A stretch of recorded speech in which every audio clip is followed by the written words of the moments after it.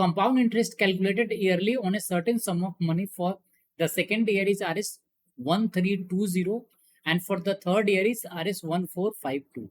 The principal amount at the start of the first year is.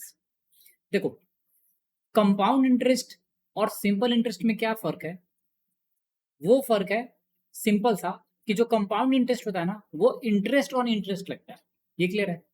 इसको simple सा terms में समझते हैं। जैसे मान लो 100 रुपीज है प्रिंसिपल और रेट ऑफ इंटरेस्ट है 10% और 2 साल का टाइम पीरियड है। तो बच्चों अगर मैं आपसे ऐसा ही पूछूं तो आप क्या बोलोगे? सिंपली फर्स्ट ईयर के लिए 10% बोलोगे और सेकेंड ईयर के लिए भी 10% बोलोगे। ये क्लियर है? अगर मैं सेम चीज कंपाउंड इंटरेस्ट के लिए बोलूं तो आप क्या बोलोगे? कंपाउंड इंटरेस्ट फर्स्ट ईयर में कितना लगेगा? 10%। सिंस फर्स्ट ईयर के लिए सिंपल इंटरेस्ट और कंपाउंड इंटरेस्ट दोनों सेम होता है। अगर मैं सेकेंड ईयर में बात करूं कि कितना इंटरेस्ट लगेगा तो आप बोलोगे कि यहाँ पे 2 कंपोनेंट होगा। एक 10% सिंपल इंटरेस्ट तो लगेगा ही लगेगा और साथ में ये जो फर्स्ट ईयर का इंटरेस्ट था उस पर भी 10% इंटरेस्ट लगेगा। तो 10% पे 10% इंटरेस्ट लगाओगे तो वो कितना आ जाएगा? 1% हो जाएगा। ये क्लियर है? तो जो सेकेंड ईयर का टोटल इंटरेस्ट होगा वो कितना हो जाएगा? 11% हो जाएगा। ये क्लियर है? तो इसी कारण से कंपाउंड इंटरेस्ट के केस में आपको परसेंटेज इंटरेस्ट बढ़ता जाता हो दिखाई देता है। ये क्लियर है? और की पॉइंट क्या है कि 1 साल के टाइम पीरियड के लिए, 1 ईयर के टाइम पीरियड के लिए SI और CI दोनों क्या होता है बच्चों? इक्वल होता है। नाउ क्वेश्चन में क्या गिवन है कि प्रिंसिपल पे 2 इयर्स का कंपाउंड इंटरेस्ट कितना है वो गिवन है बच्चों आपको 1320 गिवन है और सेम प्रिंसिपल पे 3 इयर्स के लिए कंपाउंड इंटरेस्ट कितना गिवन है वो आपको गिवन है 1452।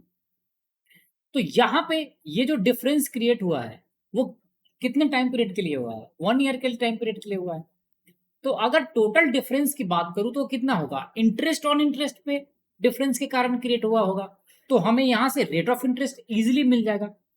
तो कितना डिफरेंस क्रिएट हुआ वो देख लो। तो इन दोनों को माइनस करोगे तो बच्चों कितना आएगा? वो आएगा 3, ये 2 और ये 1 आएगा। 132 इंटरेस्ट का डिफरेंस है कितने पे? 1320 पे। तो आपको यहां से रेट ऑफ इंटरेस्ट मिल गया। वो कितना है? 1/10, दैट इंप्लाई 10% का। नाउ आपको क्या निकालना है कि बिगिनिंग में प्रिंसिपल कितना था।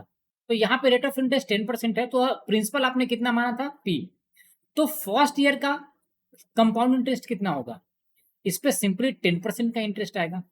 यहाँ पे एक सिंपली कोइंसिडेंस है कि जो मैंने एग्जांपल लिया है और जो क्वेश्चन में इंटरेस्ट है वो दोनों सेम हो गया। तो फर्स्ट ईयर के लिए इंटरेस्ट कितना होगा बच्चों? सिंपली आप लिखोगे 10% ऑफ P। ये क्लियर है? सेकेंड ईयर के लिए क्या इंटरेस्ट होगा? प्रिंसिपल पे इस पे तो 10% लगेगा ही लगेगा, 10% ऑफ P। साथ में क्या होगा? जो फर्स्ट ईयर का इंटरेस्ट था उस पे भी लगना शुरू हो जाएगा 10% इंटरेस्ट। ये क्लियर है? तो अगर यहां पे 10% ऑफ P पे 10% लगाओगे तो ये आ जाएगा बच्चों 1% ऑफ P। ये क्लियर है? सिंपली आप लिखोगे 10% ऑफ P और इंटू 1/10। ये क्लियर है? तो ये 1% आएगा। तो टोटल सेकेंड ईयर के लिए इंटरेस्ट कितना मिल गया बच्चों? वो मिल जाएगा आपको 11% ऑफ P। और यही वैल्यू किसके इक्वल गिवन था? सेकेंड ईयर का इंटरेस्ट कितना था? 1320। तो आप लिखोगे ये किसके इक्वल है? 1320 के। तो यहां से आप लिखोगे 11P डिवाइडेड बाई 100 और ये किसके इक्वल होगा? 1320 के। तो यहां से 11 से इसको डिवाइड कर दो यहीं पे तो ये 120। तो यहां से प्रिंसिपल वैल्यू कितना होगा? 120 इंटू 100। तो ये किसके इक्वल आएगा? 12000। सो हमारा आंसर कौन सा होगा? Option number D. कॉन्सेप्ट को क्लियर रखो, आपको कोई भी क्वेश्चन किसी तरह से भी मोल्ड करेगा आप समझ लोगे। सो आई होप आपको ये समझ में आ गया होगा। So thanks for watching the video. If you like the video do subscribe the channel and share the channel with your friends.